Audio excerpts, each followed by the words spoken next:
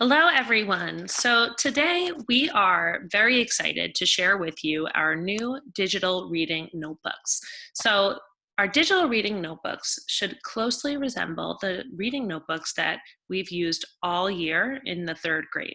So I'm going to show you all of the different anchor charts that we have here, as well as the structure that we are going to use for the next few weeks. So this first tab here should look familiar.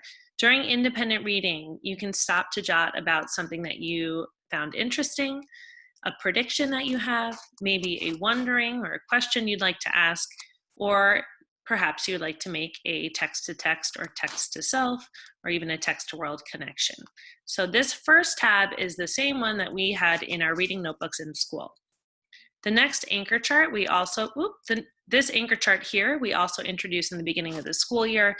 There are some guiding questions, and they are very similar to the ones I just read, which encourage you to visualize the text while you're reading, ask questions, make predictions, think about how the plot and the story is making you feel, make connections, and then lastly, thinking about summarizing the text, the most important events from the story.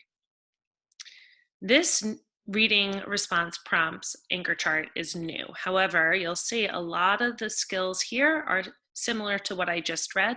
The new ones that we would like to introduce are questions to challenge you to think about the main characters or the main character in the book that you are reading.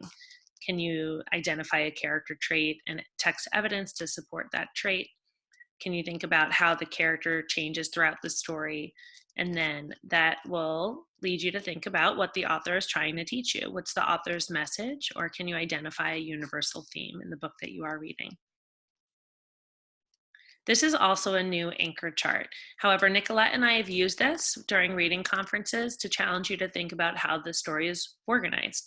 So in the beginning of the book, authors often introduce the characters, where and when the story takes place, so the setting, and then you start to think about what is happening in the story. As you get to the middle of the book, you can think about what patterns that you notice in the story. What do you notice about how the character's behaving? Has the character changed over time? Has your thinking as the reader changed? And then toward the end of the book, how did the problem get solved? What did the character learn as a result? And then what does the author want you to understand about the world? So here we just have a few more guiding questions that can help you as you're thinking about your stop and jots while reading each day. And then finally, we have a character trait anchor chart that you can use to help you think about what character traits you want to use to describe the characters in the books that you are reading. Now, this is just an example of a response that Nicolette and I wrote using our class read aloud from the fall. So you'll see that we have the title of the book, the author of the book, and then in addition, underneath that, the date and pages read for that response. And we wrote a paragraph identifying a character trait. We talked about Opal, who's the main character. We described her as lonely when she was missing her mother, and she was desperately yearning for the company of a friend when they moved to Naomi, Florida.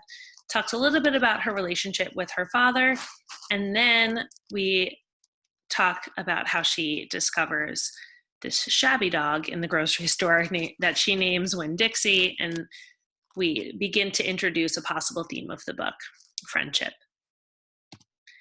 So here's the good stuff. So you'll see this is an example of the pages that you will use in your digital reading notebook to write the title, author, date, and pages read. And then you'll have the chance, and I'm just going to exit out of presentation mode. So these are text boxes that you'll type into, where you'll write the title, author, date, pages read, and then if you double click here, this is where you can begin typing. Now, we do not want you to turn in these reading responses, because once you turn it in, you will not have the chance to go back and edit it. So each day we want you to go through, add a response. So you'll have the date.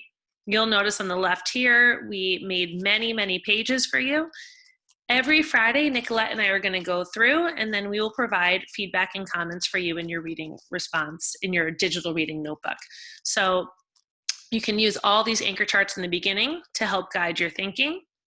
You'll see the anchor charts from the beginning here. So if you're feeling a little bit stuck and you don't know what to stop and jot about, use these guiding questions.